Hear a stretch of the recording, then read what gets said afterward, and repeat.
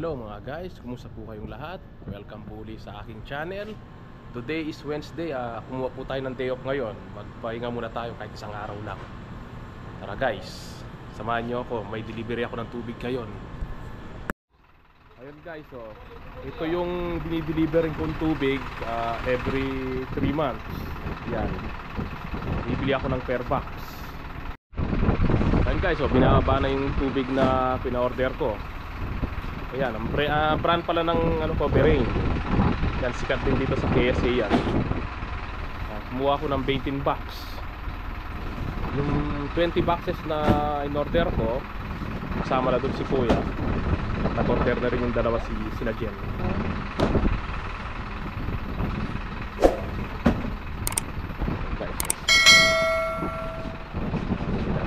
Mga suki ko na mga yan. How good? Well, Straight. He knows. He knows the door. Dadala na sa bahay. Yan guys, so una namin yung kay Kuya. Bibigyan ko siya ng 8 box. which city? Philippines? I am from near Manila. Manila. Yes, near. How are you? Fine. Fine? How about you? Where? Nepal. I'm Nepal. Nepal also, this guy? Bangladesh. Yeah, this my always this my guy is always coming always for my delivery. I'm new. Ayun guys, so yung kay Kuya, 8 box yung sa kanya. Put from there, other. That's okay, near of the door. Put there.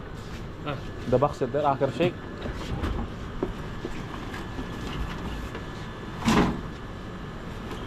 Don't block my way, ha? Ito pa yung mga iba guys na balance.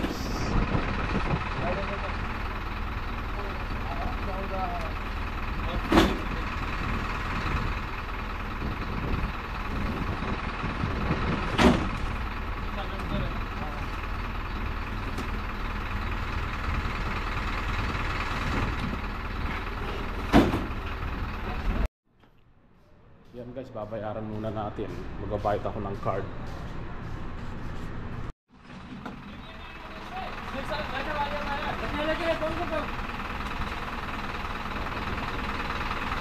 Ito yung mga maliliit guys.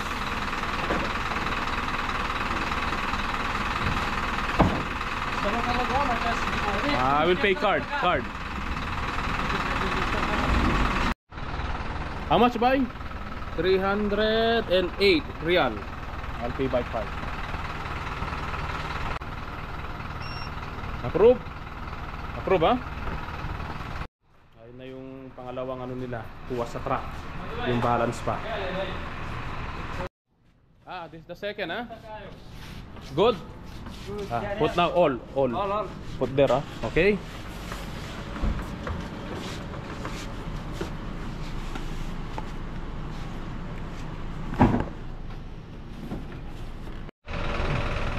Alis na yung delivery.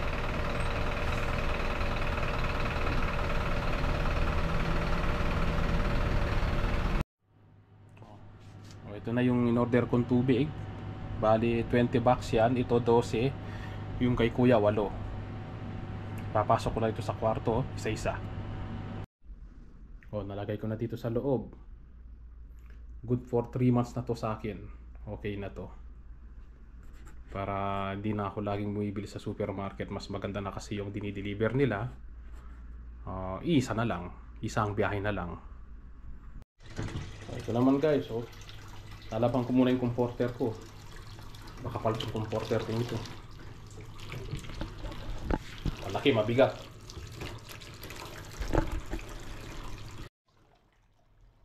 Ito na, napahigit na ng washing machine yung comforter ko. Habang mainit, mas magandang lalabhan yan kasi mabilis matuyo. Tsaka mabigat kasi hindi pwedeng ihalo ito. Pangisahan lang talagang labahan ito. Ito na guys, babanlawin ko na. Ito na yung huling banlaw. Bibigyan natin ng downy. Lalagay tayo ng downy para pumango. Para mabango yung comforter natin. Nilagyan ko ng isang pakit. bangon yan.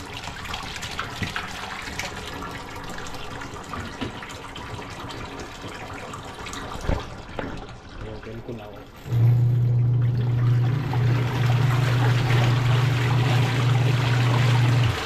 Tapos yan, dito-dryer ko na para masampay ko na. Ayan guys, so tapos ko nang nalaban itong comforter ko. Na-dryer na rin. Mga ilang oras lang ito. Tuyo na rin ito. Mga at least 4 hours minimum. Pwede nang gamitin mamayang gabi. Mga guys, yon, tapos na akong nakapaglaba ng comforter ko at saka ni-receive ko na rin yung yung tubig na in-order ko. Ngayon sa vlog na to, pag-uusapan natin kung anong mga kailangan bilhing gamit kapag lumabas ka na sa accommodation. Ang ibig sabihin po nun, yung kumpanya na ang magbibigay ng pera sa'yo, ikaw na ang bahalang maghanap ng bahay, ikaw na rin magbabayad ng mga kuryente, tubig, tsaka ikaw na mag-provide ng mga gamit mo. Tara guys, so, pisahan natin. Ito na guys, so nakalista na lahat yung mga kailangan bilhin kapag lumabas ka na sa accommodation, yung nakakuha ka na ng bahay. Ito na yung mga gamit na kailangan mong bilhin. Unang-una, bed. Yung bed dito nagre-range siya ng 200 to 400 riyal. Yung sinasabi ko pong ito, yung pang single bed lang. Pero yung mga iba kasi mas mahal kung bibili ka ng mga queen size at saka king size. Pangalawa, yung mattress niya. Pag bibili ka sa labas, nagre-range siya ng 200 to 300 riyal. Yun po yung sa top po ng bed, yung mattress na parang foam. Pangatlo guys, ito, pinaka-importante ito sa lahat, yung aircon. Hindi po kayo makakatulog dito kung wala po kayong aircon dito. Sa salukuyan nga, mainit. Yun, pag yung aircon gusto mo, yung split type, nag-range siya ng 1,800 to 2,500. Brand new na po yun. Hindi pa po kasama installation nun. Depende po sa promo po nila. Minsan may libre, meron pong hindi. Alam po kapag hindi po siya naka-promo installation, 100 to 150 riyal po yan. Yung installation po nila. Pero kung gusto nyo makatipid, meron din na magbebenta dito ng second hand.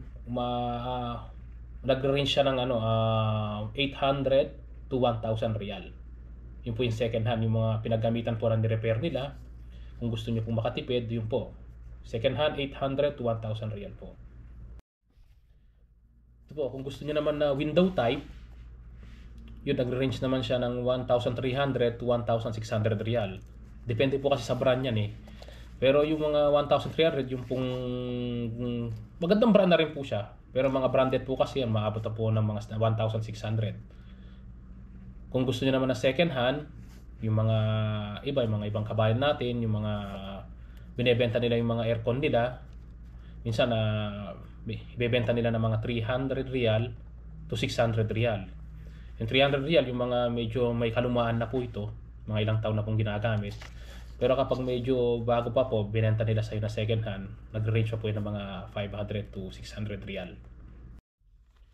Number 4 guys, washing machine. Yan po, napaka-importante po niyan. Paglalo na pagkatapos sa trabaho, mga pang-araw-araw yung damit na sinusuot, kapag gusto nyong labhan, ito washing machine. Ang washing machine po dito, nag-range po yung 500 riyal to 700 riyal. Depende rin po yan sa brand at depende po sa kilo. Kung gusto niyo po ng mga second hand, yan, nag-range po yan ng 200 to 250 riyal po. Pero kung gusto niyo naman yung mga mas mahal, yung mga automatic, alam ko nag-range yan ng mga 900 to 1,400 riyal. Panglima guys, refrigerator. Yan, kailangan din po natin yan. Lalo na kapag namamalengke po tayo, bumili po tayo ng mga meat products, mga isda, mga gulay. Minsan, hindi naman po tayo araw-araw na namamalengke. Minsan, yung pamalengke natin, good for 1 week na po yun. Pero kailangan po natin ng refrigerator.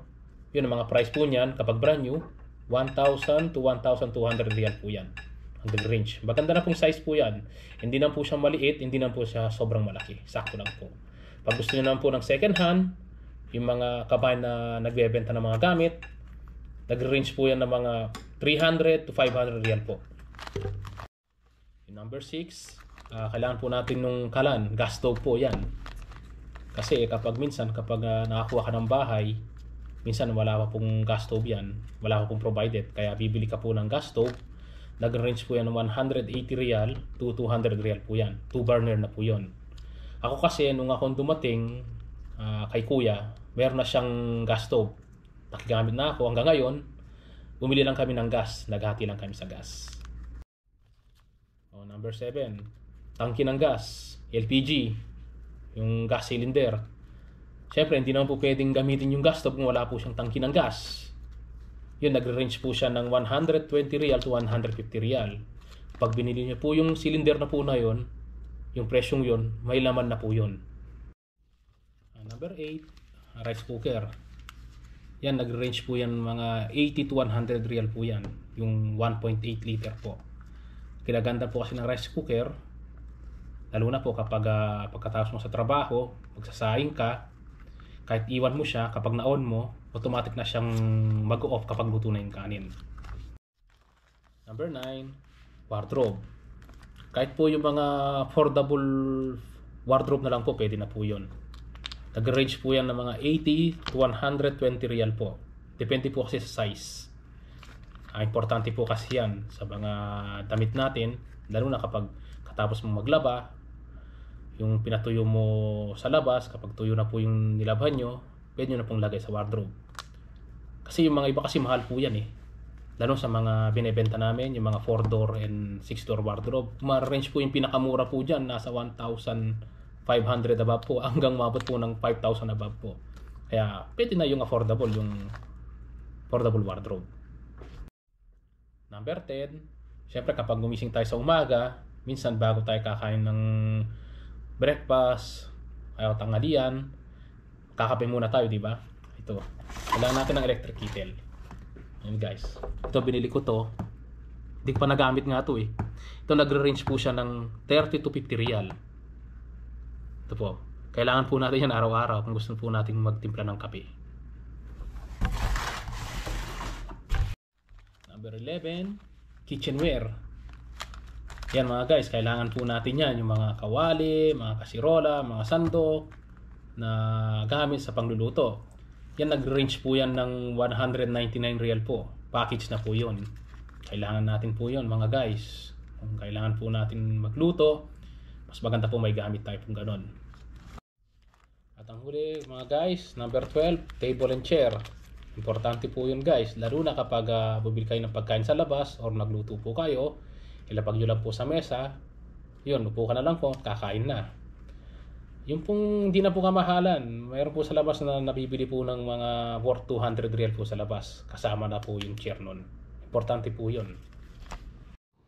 Mga guys, gabi na, madilim na naman yung langit. Yung comforter ko, mayang konti, kukunin ko na, medyo tuyo na siya. Yun mga guys, yung mga nabanggit kong gamit na major na kailangan kapag lumabas na kayo sa accommodation, napaka-importante po nun. Kasi yung kumpanya, bibigyan ka na ng pera, ikaw na bahala sa sarili mo nun kung saan ka magre-rent, kung anong bibili mong mga gamit. Basta binigyan ka na ng pera ng kumpanya para sa allowance mo sa housing, ikaw na bahala nun. Mga guys, hanggang dito na lang yung vlog natin. Sana nagustuhan nyo yung video natin, itong vlog na to, lalo na sa mga bago-bagong maglilibaut. Sana may natutunan kayo at paki-like naman po at subscribe. Baka naman. Kasi guys, see you in the next video.